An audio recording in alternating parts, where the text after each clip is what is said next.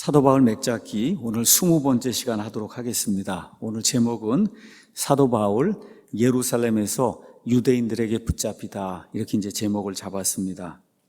오늘은 사도행전 21장 1절부터 40절에 나와 있는 말씀 전체를 여러분에게 설명하는 그런 시간을 갖도록 하겠습니다.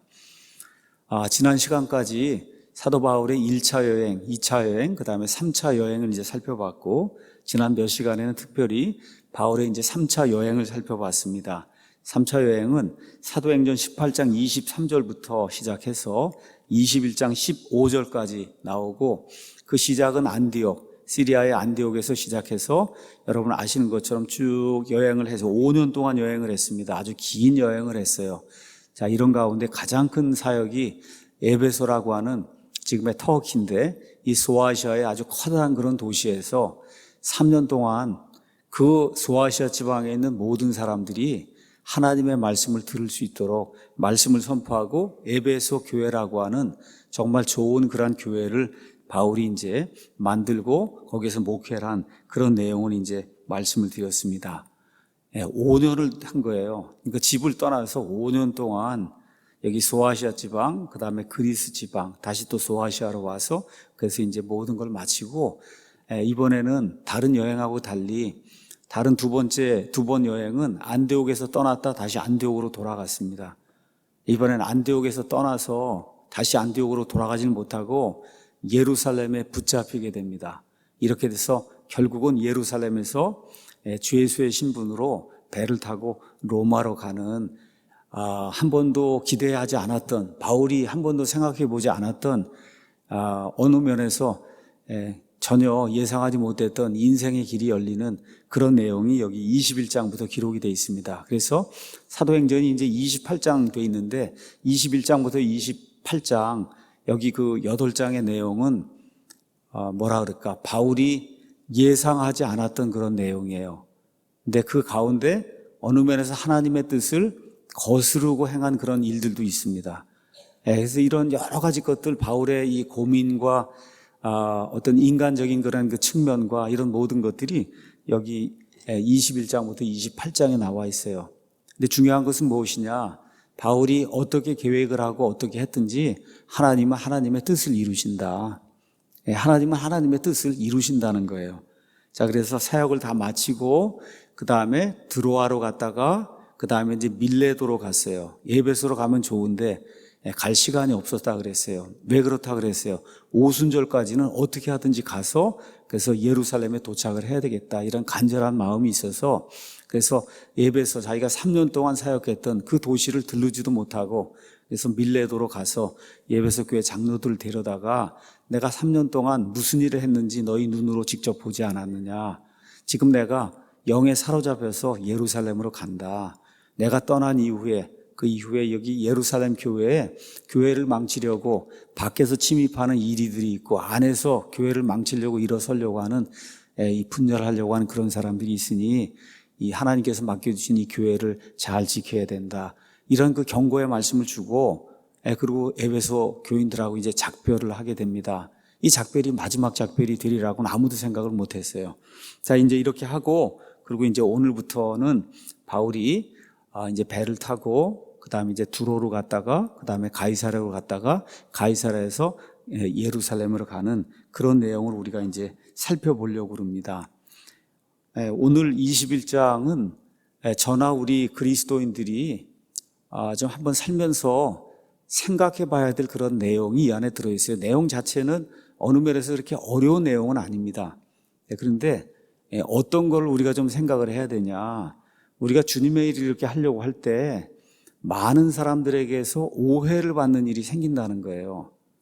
그러니까 사도 바울도 그렇게 언변도 좋고 글도 잘 쓰고 사람들을 설득하고 또 유순하게 자기의 모든 것들을 이렇게 설명할 줄도 알고 이런 사람인데도 불구하고 친구들이 오해하고, 또 그 다음에 가면 예루살렘 교회 성도들이 오해하고, 또 사도 바울이 유대인 아니에요? 유대인 동포들이 오해를 하고, 이런 오해와 오해와 오해, 이게 그냥 그의 삶을 이렇게 짓누르거든요.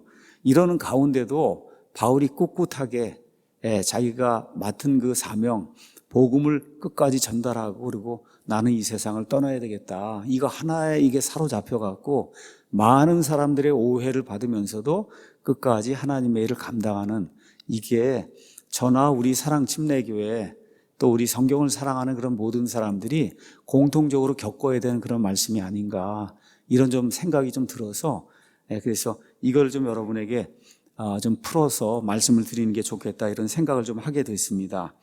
먼저 1절에서 17절에는 바울의 친구들이 바울을 오해하는 그런 내용이 그 안에 이제 기록이 되어 있습니다. 여러분 여기 21장 1절 가서 보면 그들과 작별을 했다. 에베소 교회 장로들을 이 밀레도로 데리고 왔어요.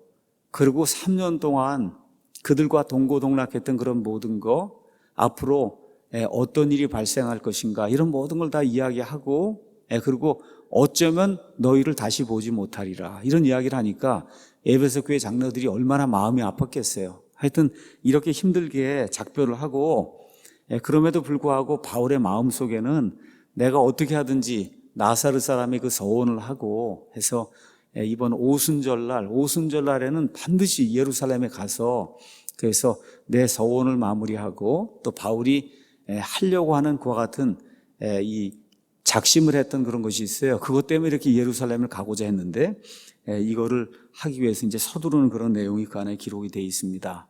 무엇을 하려고 했느냐 그건 조금 이따 이제 말씀을 드리겠습니다. 그래서 이제 페니키아로 넘어가는 배를 타고 그리고 두로에 이제 도착을 했습니다. 두로는 여러분이 이 팔레스타인 지도를 가서 보시면 예수님이 두로와 시돈 지방까지 가셨다 이런 얘기 나오죠. 그래서 지금의 레바논입니다. 이스라엘이 있고 이스라엘 바로 위에 그 레바논이라고 하는 산이 있고 그 산이 있는 그 나라가 레바논입니다. 거기에 두로라고 하는 커다란 그런 항구가 있었어요. 그래서 거기서 내려서 7일 동안 머무는 내용이 그 안에 이제 기록이 되어 있습니다.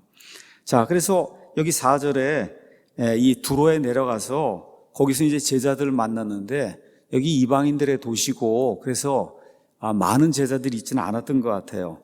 근데 이 사람들이 뭐라고 얘기하느냐? 성령을 통해 바울에게 그가 예루살렘에 올라가서는 안 된다고 말하더라.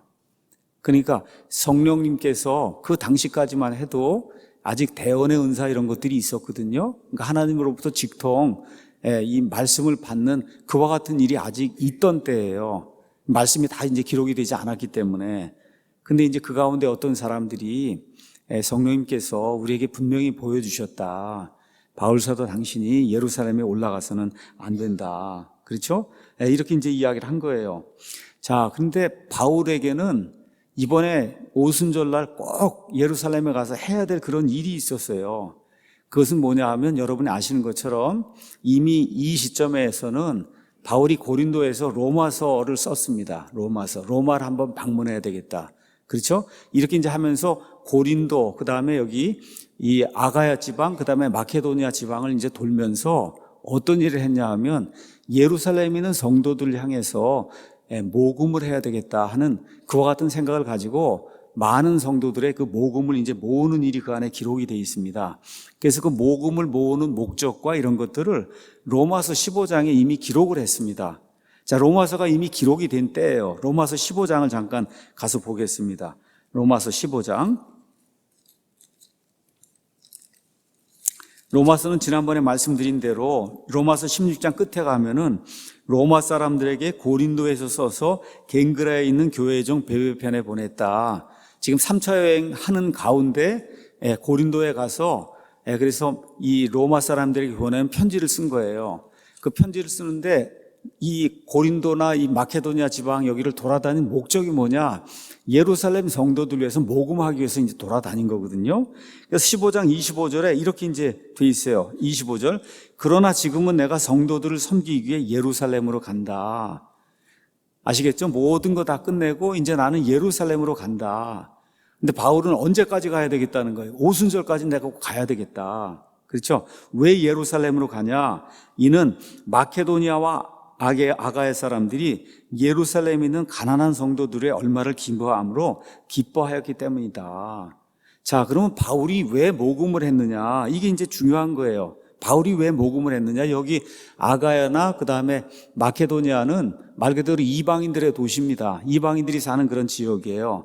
근데 왜 이방인들의 돈을 모아서 유대인들에게 가져다 주려고 바울이 이렇게 노력을 했느냐? 일단 조금 더 읽겠습니다. 27절, 참으로 그 일로 인해 그들이 기뻐하였느니라. 마케도니아 사람들, 아가야 사람들, 그리스 사람들이 저기 예루살렘에 있는 그 성도들 위해서 모금을 한다 그러니까 그렇게 기뻐했다는 거예요. 그렇게. 또한 그들은 저들에게 빚진 자들이란다. 실제로 가서 보면 이 이방인들은 유대인들에게 빚진 사람들이다. 만일 이방인들이 저들의 영적인 것들에 참여한 자가 되었거든 육신의 것들로 저들을 섬기는 것도 그들의 의문이다. 그러니까 바울은 나는 유대인이에요. 유대인. 그럼에도 불구하고 이방인들의 사도로 이방인들에게 말씀을 전달해서 이방인들이 구원을 받는 그런 일을 하고 있다.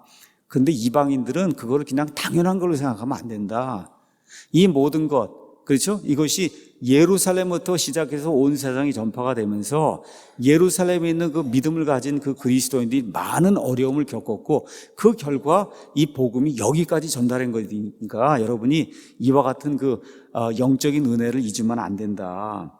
28절, 그러므로 내가 이 일을 행하고 이 열매를 봉인하여 여러분이 주는 이 복음을 봉인해 갖고 그들에게 준 뒤에, 그래서 그거를 예루살렘에 들고 가서 이 사람들에게 전달한 뒤에 그 다음에 이제 다시 한번 너희에게 와서, 그렇죠? 로마까지 와갖고 그 다음에 어디까지 여행하고 싶은 거예요? 스페인까지 가보고 싶은 거예요. 그러니까 지금식으로 얘기하면 지금 그리스에서 편지를 쓰고 있는 거예요. 그리스 저 왼쪽으로 하면 로마가 있어요. 그래서 써서 돈을 가져다가 예루살렘에 주고 그 다음에 예루살렘 교회 성도들이 당신이 이제 로마까지 가서 복음을 전파하면 안 되겠느냐. 이렇게 하면은 여기 지금 그리스의 옆에 있는 로마까지 간 다음에 거기서 끝이 아니라 지금의 스페인까지. 그렇게 되면 아주 유럽에서 끝까지 다 가는 거거든요. 바울이 지금 그런 계획을 갖고 있는 거예요. 그렇죠? 이렇게 이제 하려고 한다. 이런 내용을 로마서에 이제 기록을 했습니다. 자, 그러면 바울이 왜 이렇게 모금을 하려고 했느냐? 저와 여러분이 바울 서신과 그 다음에 사도행전과 그 다음에 여러 가지 자료를 보면서 우리가 이제 살펴봐야 될 게 있어요. 그것은 뭐냐 하면은 바울이 가서 복음을 전파하는 데마다 나타나는 사람들이 있어요. 어떤 사람들이 나타나냐? 유대로부터 내려온 유대주의자들이 내려옵니다. 근데 이 사람들이 예수님을 믿는 사람들이에요. 예수님을 믿는데 뭘 주장을 하냐? 예수님만 믿으면 안 되고 꼭 할례도 받아야 된다는 거예요.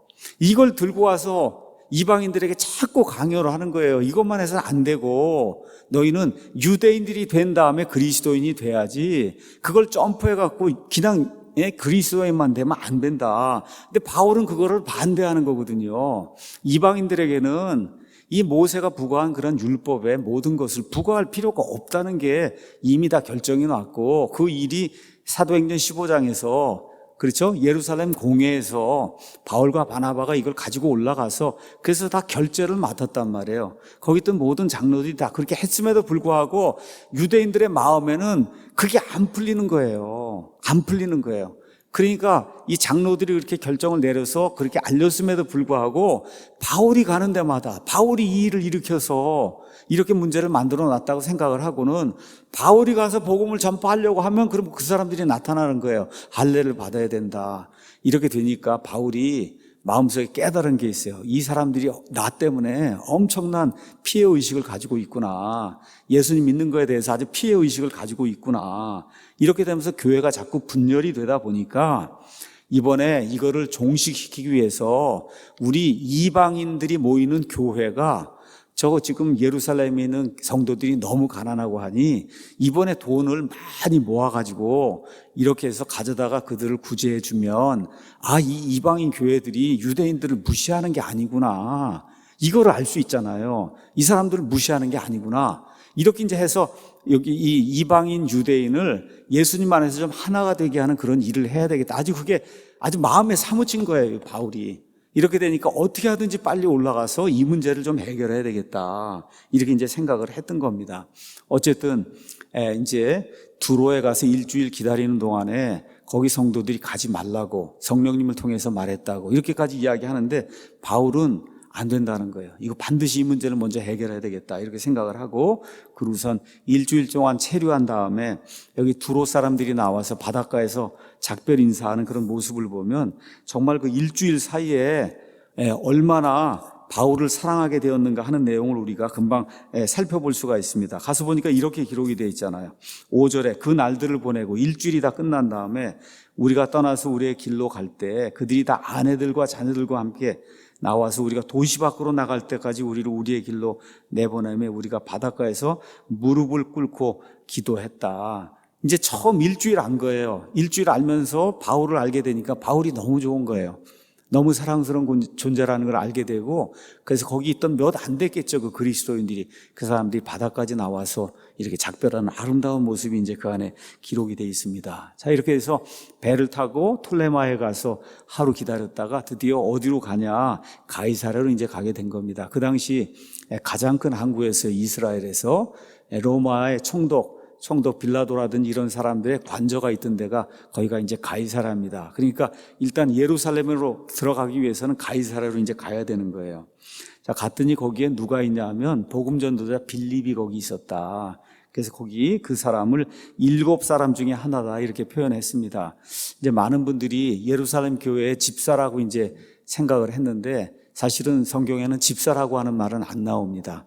안 나와요. 그래서 예루살렘에 지도자들이 있었고 이 사람들이 기도와 말씀 사역에 전념하기 위해서 그래서 7명의 사람들을 이렇게 빼내게 되죠. 그 7명 중에 2명이 우리가 알고 있는 빌립과 스데반입니다. 그렇죠? 자, 근데 이 사람들이 집사라 그러면 교회를 지켜야 될 거 아니에요. 근데 그게 아니라 지금 와서 보니까 어디에 와 있어요? 예루살렘에서 왼쪽으로 한 90km 떨어진 여기 가이사랴에 와 있는 거예요. 이런 걸로 봐서는 집사는 아니었겠다. 집사는 그 교회를 지켜야 되는 그런 사람인데 우리가 일단 그렇게 이해할 수 있는 것 같습니다. 그에게 딸이 4명이 있었는데 다 처녀였고 그들이 대언을 하더라. 그러니까 대언이 그때까지도 존재했다. 대언이라고 하는 건 직통계시란 말이에요. 직통계시 아직 성경 말씀이 완성이 안 되었기 때문에 이런 내용이 그 안에 기록이 되어 있습니다. 자, 그런데 누가 내려오냐? 10절에 가서 보니까 아가보라고 하는 어떤 대언자가 어디서 내려오냐? 유대로부터 예루살렘으로부터 이제 내려온 거예요. 근데 이 사람이 바울의 띠를 허리띠든지 뭐 이걸 가져다가 그럼 어떻게 해요? 자기 손발을 이렇게 꽁꽁 묶고는 성령님이 나에게 이렇게 이야기했다. 예루살렘에서 유대인들이 이 띠의 임자를 이같이 묶어 이방인들의 손에 넘겨주리라 하신다. 여러분 이거 예언대로 됐습니까? 안 됐습니까? 그대로 됐잖아요. 그렇죠? 그러니까 아가보라고 한 사람이 하나님의 대언의 말씀을 받은 게 이거 확실한 거예요. 근데 아가보는 여기만 나오는 게 아닙니다. 이미 바울하고 만난 적이 있어요. 언제쯤 만났냐? 15년 전쯤에 여러분 사도행전 11장 한번 가서 보시죠. 사도행전 11장 27절 가서 보시면 아가보가 또 나옵니다. 27절에 대언자들이 예루살렘에서 안디옥으로 이제 내려왔어요. 근데 그 대언자들 중에 한 사람이 누구냐? 아가보라는 사람이에요. 여기 똑같은 아가보예요. 그래서 영을 통해 온 세상에 두루 큰 기근이 들 것을 표적으로 보여줬어요. 근데 그 일이 이루어지니까 제자들이 자기 능력껏 돈을 모아가지고 그래서 그 돈을 구호금을 만들어서 누구에게 줬어요? 바울과 바나바에게 줬어요. 그래서 바울과 바나바가 그 돈을 가져다가 예루살렘에 전달한 내용이 지금 여기 나옵니다. 그러니까 아가보는 처음 만나는 사람이 아니에요. 지금 2번째 만나는 사람이에요. 근데 첫 번째 예언의 말씀도 그대로 맞았고 그 지금 2번째 예언의 말씀도 지금 그대로 맞는 거예요. 그래서 아가보가 이런 특이한 행동을 하면서까지 바울이 거기에 가면은 위험이 도사리고 있다. 지금 그렇게 이야기하는 거예요. 그래서 이제 12절에 가서 보니까 우리가 이것들을 듣고 그러니까 누가도 다 들은 겁니다.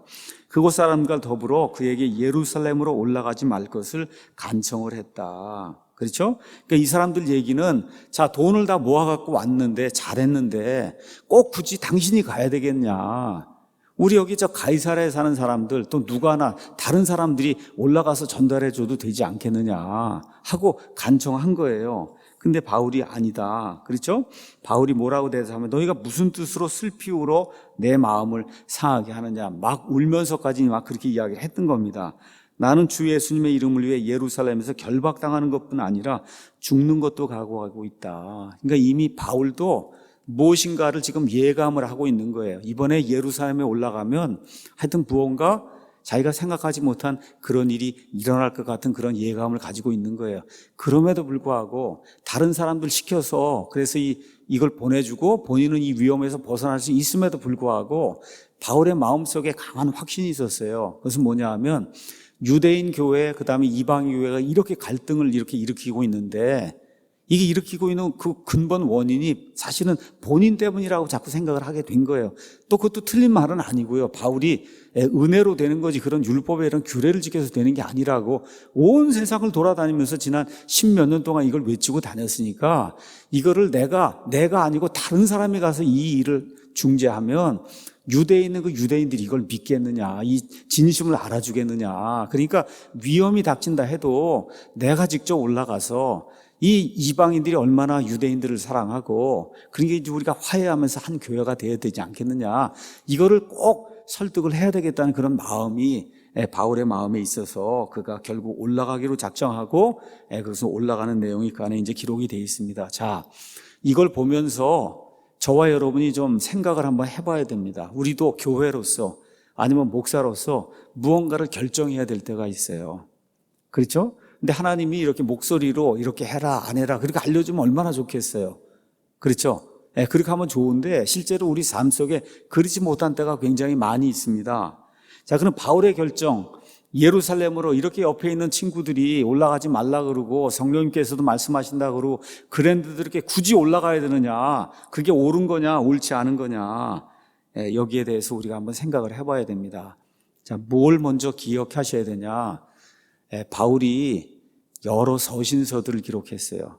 그 서신서들은 하나님의 영감으로 주어진 거예요. 그건 무슨 얘기냐? 바울이 연약함이 있고 부족함이 있음에도 불구하고 바울이 적어놓은 그 글 안에는 하나님의 숨이 들어있어서 그 안에는 오류라고 하는 것이 없다는 거예요. 맞습니까, 여러분? 그런데 그것을 기록한 바울은 저나 여러분 같은 불완전한 인간이라는 거예요. 모세도 마찬가지고 다윗도 마찬가지고 인간 자체로 보면 불완전하다는 겁니다. 자, 그렇기 때문에 이 불완전한 그런 인간이 내리는 결정을 저와 여러분이 옳다 그르다 어떻게 이야기하기 어려운 점이 있다는 거예요. 그래서 먼저 그럼에도 불구하고 이 사람이 올라간 거 이거는 옳지 않은 거다 이렇게 주장하는 사람이 있습니다. 지금도 가지 말라는 반복되는 메시지가 주어지지 않았냐. 또 20년 전쯤에 우리 주님께서 내가 예루살렘에서 아무리 얘기해도 예루살렘 사람들 듣지 않을 거라고 주님이 직접 말씀을 하시지 않았느냐.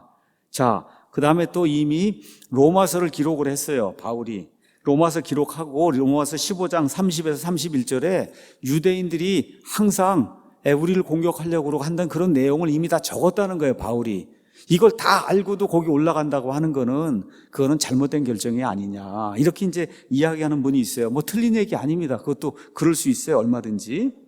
자, 그런데 바울이 거기 올라간 게 그게 잘못된 것이 아니다 이렇게 주장하는 분들도 많이 있습니다. 가지 말라는 반복되는 메시지가 여러 번 나왔지만 예를 들어 지금 아가보 같은 경우도 가지 말라는 게 아니라 자세히 보면 가면은 이러한 어려움을 당한다는 얘기지 가지 말라고 얘기한 건 아니라는 거예요. 직접적으로.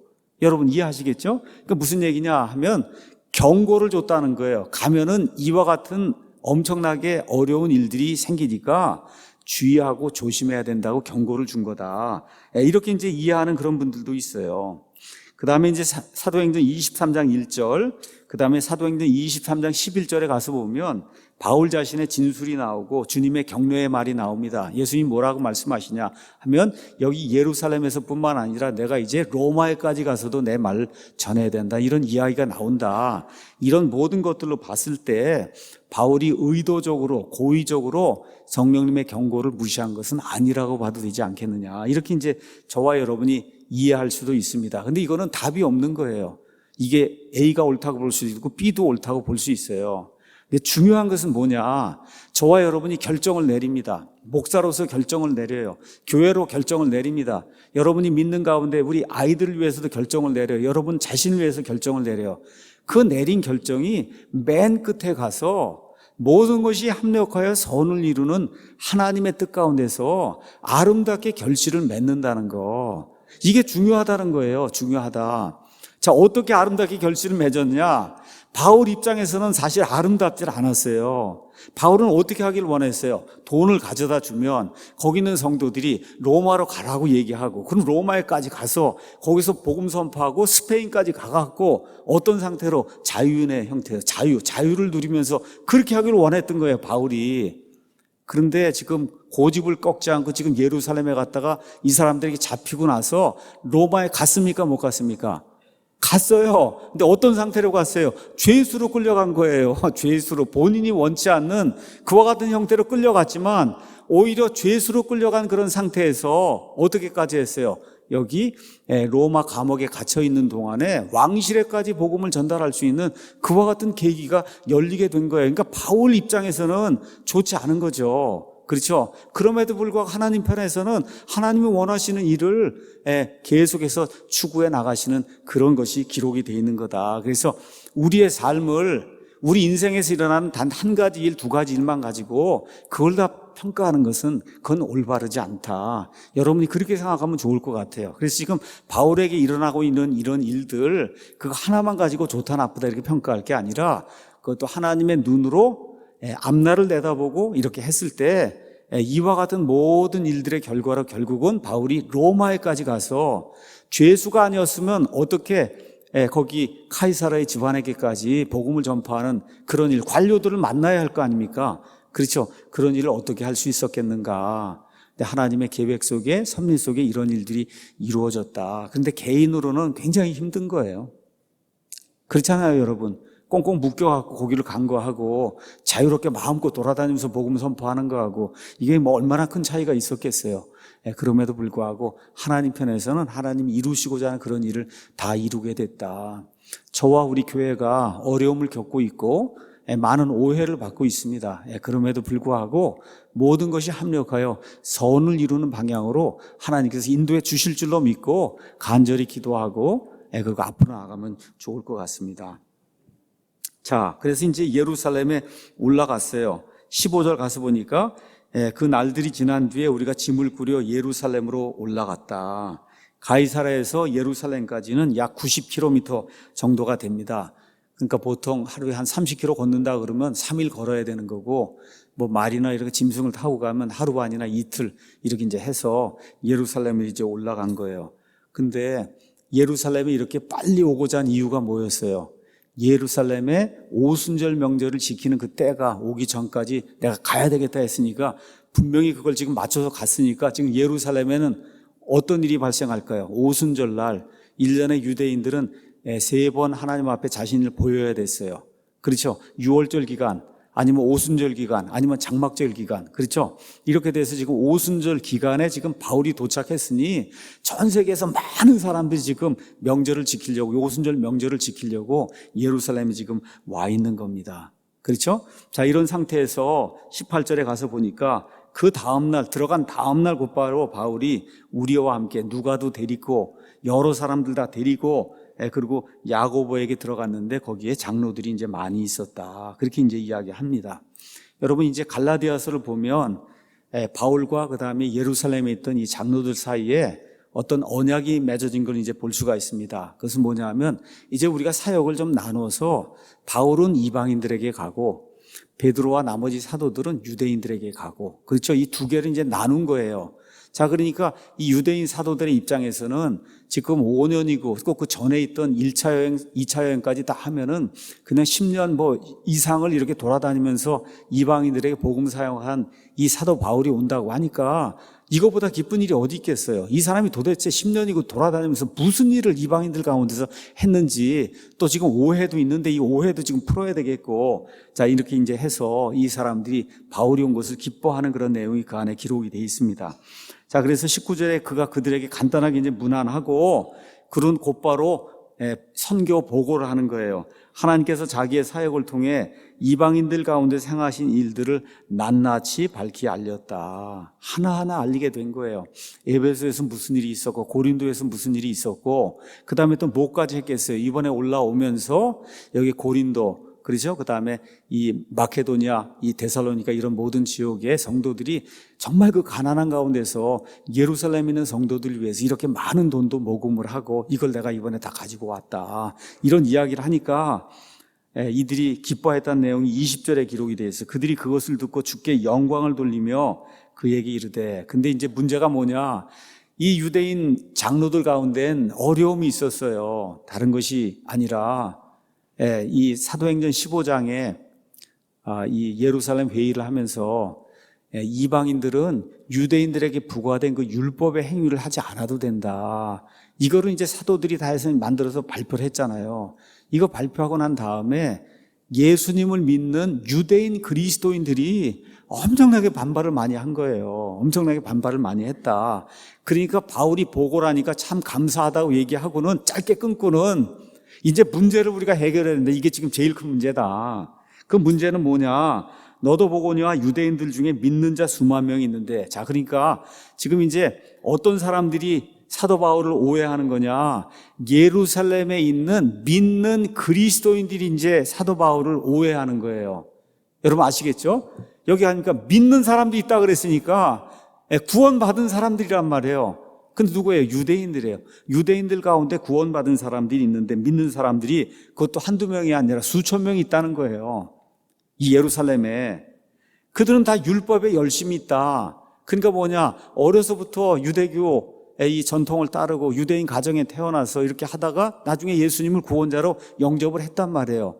이렇게 해서 지금 나이가 40, 50이 됐는데 내가 40년 동안 50년 동안 그렇죠. 예수님 믿기 전에 그렇게 지켜오던 그 모세 율법에 관련된 뭐 여러 가지 규례들이 있고 한 거, 그걸 버릴 필요는 없다고 생각을 하고 예수 믿고 구원받는 건 내가 찬성하고 그렇게 그리스도인이 됐지만 그렇다 그래서 우리 전통으로 내려온 이것을 내가 다 버릴 필요는 없다. 이렇게 생각하는 사람이 수천 명이나 지금 있다. 여기 이 예루살렘에.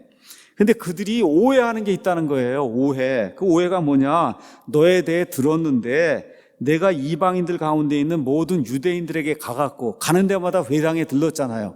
가갖고는 뭐라고 얘기하냐? 아이들에게 할례를 주면 안 된다. 바울이 그런 적 없거든요. 그런 적 없습니다. 할례를 주면 안 된다. 그런 적 없어요. 그렇죠. 또 모세의 관례대로 걸어서는 안 된다. 그렇죠. 유대인들이 유대인들의 관습대로 하는 거 그거 하면 안 된다. 그런 얘기 한 적이 없어요. 또 그들을 가르쳐서 모세를 저버리게 한다. 이게 모세의 율법을 다 갖다 버려야 된다. 이런 이야기를 바울이 한 적이 없습니다. 근데 지금 그런 말을 했다는 이와 같은 소문이 들려갖고 그게 어디까지 온 거냐면 예루살렘에까지 와갖고 하여튼 바울이 나타나게만 그냥 두지 않겠다. 그렇죠? 근데 바울도 예수님을 믿는 사람이고 이 사람들도 예수님을 믿는 사람들이에요. 그래서 지금 예수님을 믿는 사람들 가운데 갈등이 생긴 거예요. 잘 보셔야 됩니다. 이거 유대인, 믿지 않는 유대인이 아니고 믿는 유대인들이에요. 믿는 유대인들. 믿는 유대인들이 이와 같은 갈등을 가지고 있었던 거예요. 자, 그래서 뭐라고 이야기하냐. 바울이 이방인들에게 사실은 이런 걸 가르치지 않았거든요. 조금 이따 제가 말씀을 드리겠지만 구원과 관련해서는 이 일이 필요 없다고 얘기한 거예요. 여러분, 할례 받는 게 구원하고는 상관이 없다고 얘기한 겁니다. 그렇죠? 그렇다 그래서 유대인들이 할례를 받을 필요가 없다, 받지 않아야 된다, 그 얘기한 건 아니에요. 그런데 그거를 잘못 오해를 하고 그리고 이렇게 이제 주장하는 사람들이 이제 생기게 된 겁니다. 자, 그래서 여기 사도들이 뭐라고 얘기하냐. 우리가 결정했던 내용이 여기 25절에 믿는 이방인들에 관하여는 우리가 편지를 써서 결론을 내리되 그들이 그러한 것을 지킬 필요가 없고 할례 지킬 필요가 없고 그렇죠. 여러 가지 유대인들에게 부과된 이런 거 지킬 거 없다. 다만 우상들에게 바친 것과 피와 목매어 죽인 것과 음행을 피하라는 거 이것만 우리가 하면 된다고 이미 결정을 내렸는데 유대인들 가운데 믿는 사람들 이 사람들은 여전히 모세의 율법을 지키고 있다.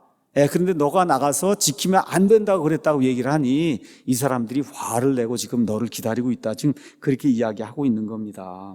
자, 이렇게 하다 보니까 사도들이 지금 걱정이 생긴 거예요. 바울이 온 것까지는 좋아요. 모금도 많이 가져온 것까지는 좋은데 이게 그냥 커다란 폭동이 발생하고 이렇게 되면 바울이 죽임을 당할 수도 있고 실제로 지금 죽임당할 그와 같은 상황에 놓여 있으니까 사도들이 걱정이 돼서 이야기를 한 겁니다. 자, 그럼 우리가 한번 생각을 한번 해봐야 돼. 이것도 저와 여러분이 사도행전 이제 공부하면서 꼭 생각을 해봐야 될 문제이기 때문에 여러분에게 말씀을 드립니다.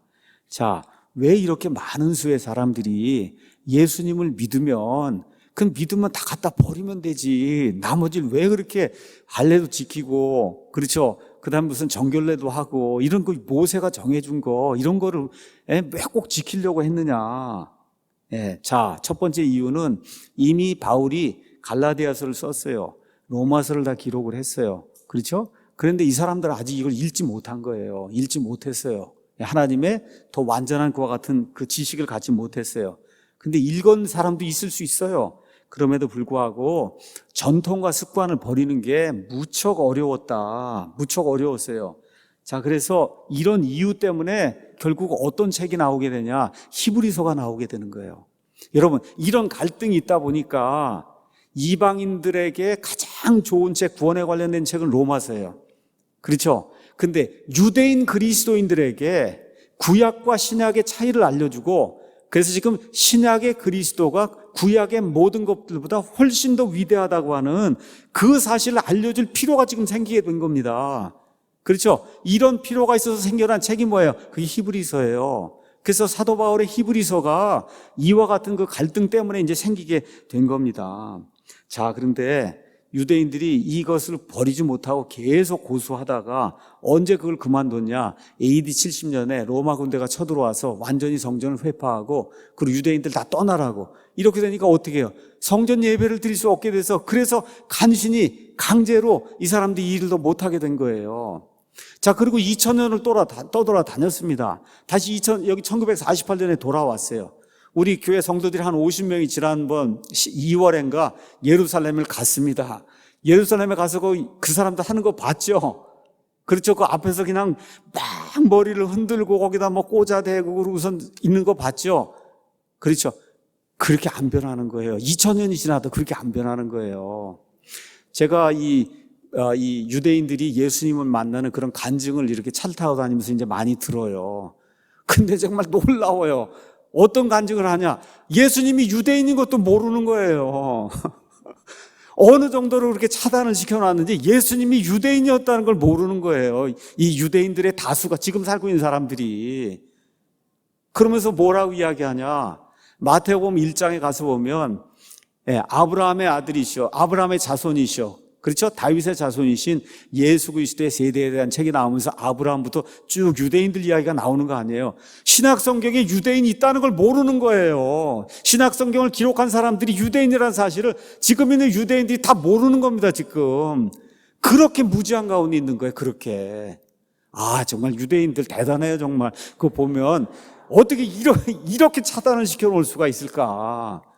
여러분, 그 정도가 되니까 바울을 잡아 죽이려고 하고 하는 그러한 거 여러분 좀 이해가 되시겠죠? 예, 지금 이렇게 이제 된 겁니다. 자, 그래서 바울의 서신서를 가서 보면은 특별히 여러분 로마서 14장, 15장 가서 보면 날에 대한 거, 먹는 거에 대한 거, 절기에 대한 게 나와요. 그렇죠? 어떤 사람은 어떤 날을 더 특별히 중요하게 여기고 어떤 사람은 중요하게 여기지 않아요. 어떤 사람이 이 음식을 먹어도 좋다 그러고 안 먹어도 좋다 그래요. 그렇죠? 그러니까 그 얘기를 하는 거예요. 어떤 유대인들은 이거를 중요한 날이라고 생각을 해요. 할례가 중요하다고 생각을 해요. 그렇죠? 어떤 사람도 이걸 해야 된다고 생각을 하고 어떤 사람 안 해도 된다고 생각한다는 거예요. 이게 문제가 있다 그래요? 없다 그래요? 없는 거예요. 뭐가 문제가 되는 거냐? 잘 들으셔야 됩니다. 이거를 지키면 구원받는다고, 이걸 안 지키면 구원 못 받는다고 해서 그거를 지키고 안 지키고 하는 그게 되면 문제가 되는데, 그게 아니라 예수 그리스도의 은혜로 구원받는데, 다만 우리는 지금까지 내려온 유대교 전통에 따라 우리 남자아이가 태어나면 아이에게 할례를 줘야 되겠다. 그렇죠? 이거는 구원받는 것하고 상관이 없는 취사 선택의 문제이기 때문에 바울이 해도 되고 안 해도 되고 문제 삼지 않았단 말이에요. 어떤 날을 더 중요시 여기냐? 문제 삼지 않았단 말입니다. 무엇을 먹느냐 안 먹느냐 중요시 여기지 않았다는 거예요. 이거를 저와 여러분이 기억을 해야 되는 겁니다. 자, 그걸 지금 우리나라식으로 좀 도입을 하면 이런 거예요. 새벽기도 하는 거, 새벽기도. 그렇죠? 우리나라만 해요. 우리나라 사람들만, 새벽 교인들만 해요. 우리나라 성도들만. 그 사실이잖아요. 그렇죠? 자, 그러면 미국에 있는 교인들은 안 합니다. 저도 안 해요. 우리 어머니는 하신단 말이에요. 우리 아버지도 했고. 그렇죠? 저와 여러분이 그거에 대해서 좋다 나쁘다 할 필요가 있어요, 없어요? 없는 거예요.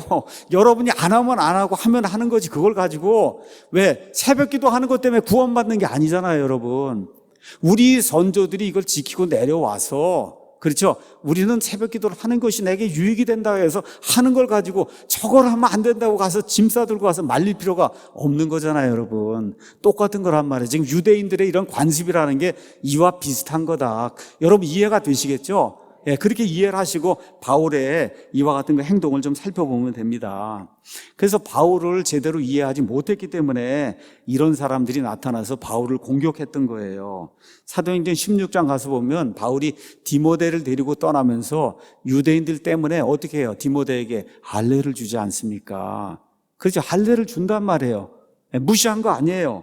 그 다음에 이 18장 18절 또 가서 보면 사도행전에 고린도에서 겐그레아 거기에서 어떻게 해요? 나사렛 사람 머리를 다 이렇게 깎으면서 나사렛 사람의 서원을 바울이 하잖아요. 그렇죠. 그거 구원하고 상관없는 거예요. 하나님하고 나하고의 1대1 관계에서 내가 머리를 깎으면서까지 이 일을 한번 해보겠습니다. 이렇게 작정한 겁니다. 또 고린도전서 9장 19절에서 23절 가서 보면 어떤 식으로든 유대인들도 구원시키기 위해서 유대인들을 실족하게 그렇게 만들지 않기 위해서 유대인들의 전통이나 습관 이런 걸 공개적으로 반대하거나 그런 일을 하지 않았다. 그렇죠. 바울이 분명하게 그렇게 이제 기록을 했던 거예요. 자, 그래서 이 사람들이 제대로 깨닫지 못하고 이런 일들을 하니까 또 바울이 다 설명을 하니까 예루살렘 교회에 있던 사도들이 제안을 합니다. 그 제안은 뭐냐? 여기 우리에게 몇 사람이 있다. 근데 이 사람들이 나사렛 사람의 서원을 했다는 거예요. 나사렛 사람 서원하면 머리를 다 깎고 그 다음에 이제 어느 정도 기간이 지난 다음에 그 서원을 마무리하기 위해서 희생 예물을 바쳐야 되는데 너무 가난하면 희생 예물을 바칠 돈이 없으니까 그 예물을 바치지 못하는 거예요.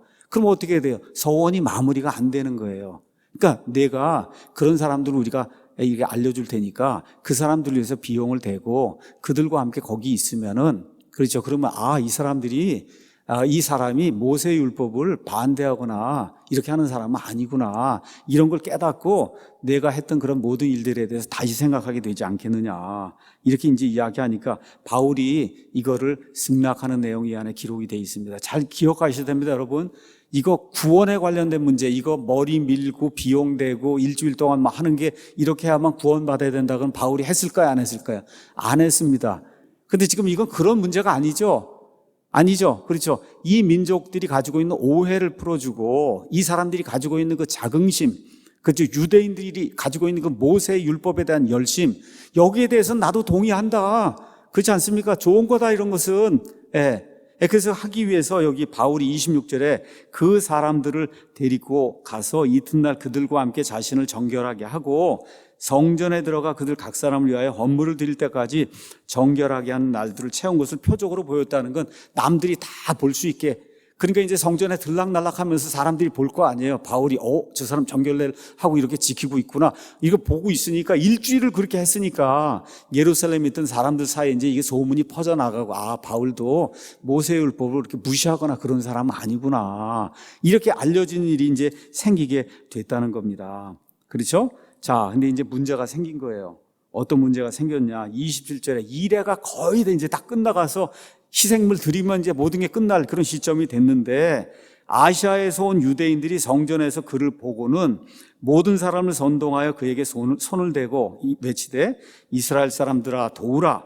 이 사람은 모든 것에서 백성과 율법과 이곳을 대적하여 모든 사람을 가르치는 그 자인데 또한 그가 그리스 사람들도 성전 안으로 데리고 들어가 이 거룩한 것을 더럽혔다 하니 이는 그들이 전에 그 도시에서 에베소 사람 드로비모가 그와 함께 있음을 보고 바울이 그를 성전에 데리고 들어간 줄로 생각하였기 때문이다. 자, 이거는 또 유대인들의 그 성전과 관련된 법규를 이해해야 여러분이 이 말씀을 이해할 수 있기 때문에 여러분에게 잠깐 설명을 드리겠습니다. 유대인들에게 성전이 있으면 이 성전 안에 이제 성소가 있잖아요. 이거 주변에 뜰이 여러 개가 있습니다. 뜰이 있어요. 그 뜰의 맨 바깥쪽 뜰이 이방인들의 뜰이에요. 이름이 이방인들의 뜰. 그래서 이방인들 가운데도 하나님을 사모해서 와서 하나님께 뭐 예배를 드리든지 기도를 드리겠다고 하면 어디까지만 들어올 수 있냐? 이방인들의 뜰까지만 들어올 수 있는 거예요. 이방인들의 뜰. 그 이방인들의 뜰하고 요 안에 들어가는 데는 벽을 세워놨어요. 벽을 세우고 거기다 커다란 사인을 붙여놨습니다. 뭐라고 이제 사인을 붙였느냐, 이렇게 이제 붙어 있는 거예요. 이 벽을 넘어가서 그래서 유대인들의 성소가 있는 데까지 들어가는 그 사람은 죽임을 당해도 그것은 우리 책임이 아니라 바로 당신 책임이다 하는 커다란 사인이 그 안에 이제 붙어 있는 거예요. 그러니까 이방인들은 들어갈 수가 없는 거예요. 로마 사람들이 예루살렘을 정복하고도 다른 모든 건 허락이 안 되는데 이거는 허락해 준 거예요. 이거는 몇천 년 동안 이 사람들이 지켜내려온 이런 종교고, 그렇죠. 이런 차 안에서 굳이 이방인이 거기 들어가서 뭐 싸우고 죽이고 할 일이 뭐가 있느냐, 이렇게 생각해 갖고 그걸 넘어가서 이방인들이 죽임을 당하는 거는 그건 로마 사람이 허용을 해준 거예요. 이건 이 사람들의 종교 의식이기 때문에 이렇게 사인 이렇게 붙여놓은 거라 이방인은 들어갈 수가 없는 거예요. 근데 어떤 일이 생겼냐, 지금 바울이 이 아시아에서 여기를 왔단 말이에요. 근데 여러분 20장에 한번 가서 잠깐 볼까요? 20장에 드로비머라는 사람이 나오는데 20장에 가서 보면 20장의 4절에 소아시아에서 떠나갖고 여기 예루살렘까지 도착한 여러 사람들 명단이 나오는데, 거기 가서 보면 4절 끝에 같이 간 사람 중에 한 사람이 아시아 사람 두기고와 드로비모다 이렇게 나오잖아요. 그러니까 드로비모라고 한 사람이 바울하고 같이 지금 예루살렘에 간 겁니다. 갔어요. 근데 이 사람이 어디 출신이냐, 더 구체적으로 얘기하면 여기 나와 있는 것처럼 에베소 출신이에요. 소아시아의 에베소에 살던 드로비모가 바울과 함께 지금 예루살렘에 간 거예요. 근데 지금 정결례를 하러 하는 그런 일이 생기기 며칠 전에 바울하고 같이 예루살렘 시내에 나간 걸 사람들이 본 거예요. 보니까 바울이, 누가 봤냐? 소아시아에 온 사람들이 본 겁니다. 소아시아 사람들이, 같은 동네 사람들이 와갖고 본 거예요. 이거 보니까 유대인하고 이방인 드로비모하고 같이 있는 걸 본 거예요. 그 이제 며칠이 지났어요. 그런데 가서 보니까 어떤 일이 생긴 거예요. 성전 안에 들어가서 봤더니 바울이 지금 거기서 이 사람들하고 같이 정결례를 행하는 그런 모습을 보고는 착각을 한 거예요. 일주일 얼마 전에 보니까 드로비모도 같이 있었다. 이 드로비모는 이방인인데, 그러니까 보니까 저기 남아있는 4명, 이 사람 중에 누구 한 사람은 드로비모일 거다. 그럼 드로비모는 이방인이니까 이방인이 이 안에 들어오면 어떻게 죽여야 되는 거 아니에요.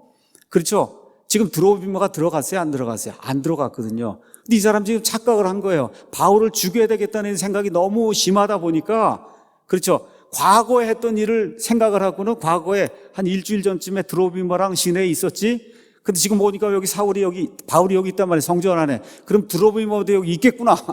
그렇죠. 이렇게 생각을 하고, 그리고 바울을 잡아 죽여야 되겠다고 하고 소동을 일으킨 내용이 이 안에 이제 기록이 된 겁니다.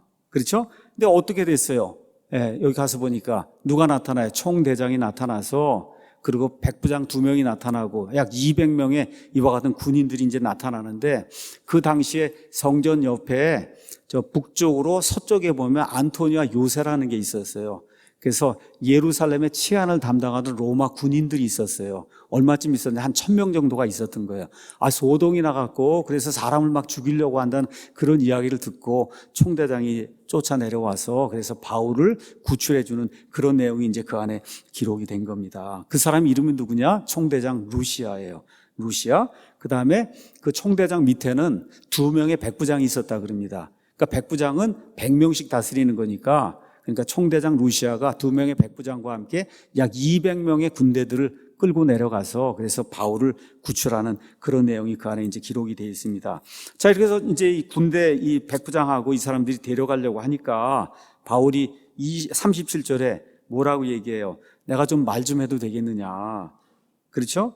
그랬더니 이 사람이 그리스 말도 할 줄 아는가 하고, 그리스 말을 너가 할 줄 아느냐. 그러니까 그 당시에 그리스 말을 못하면 무식한 야만인으로 생각을 한 거예요. 근데 왜 그렇게 생각을 했냐? 38절에 너는 이전에 소동을 일으켜 살인자 4,000명을 이끌고 광야로 들어간 그 이집트 사람이 아니냐. 그러니까 지금 여기 군인들 생각에는 사도 바울이 이집트 사람인데 소동을 일으켜 4,000명을, 그렇죠, 살인자 4,000명을 이끌고 광야로 들어간 그와 같은 그 때의 두목으로 생각을 한 거예요. 그러니까 그런 사람이 어떻게 그리스 말을 할 수 있겠느냐.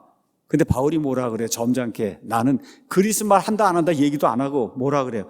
길리기아의 도시 다소 출신의 유대인이다. 벌써 다소가 나오면 그 당시 전 세계에서 뭐 10위 정도 안에 드는 가장 큰 그런 도서관이 있는 이런 그런 유명한 도시 출신의 유대인이고, 그러면서 뭐라 미천하지 않은 도시, 그죠? 엄청나게 큰 그 도시의 시민이니 이렇게 이야기하면서 사실은 로마 시민권자라고 하는 그런 내용도 이렇게 은근히 이렇게 이제 밝히는 거거든요. 내가 가서 백성에게 이야기하도록 그렇게 허락을 해달라 이렇게 얘기하니까 총대장이 허락을 하고, 그래서 이제 바울이 유대인들을 향해서 히브리 말로 자기의 모든 사정을 이야기하는 내용이 이제 22장에 기록이 되어 있습니다. 오늘 말씀을 잠깐 요약을 하도록 하겠습니다.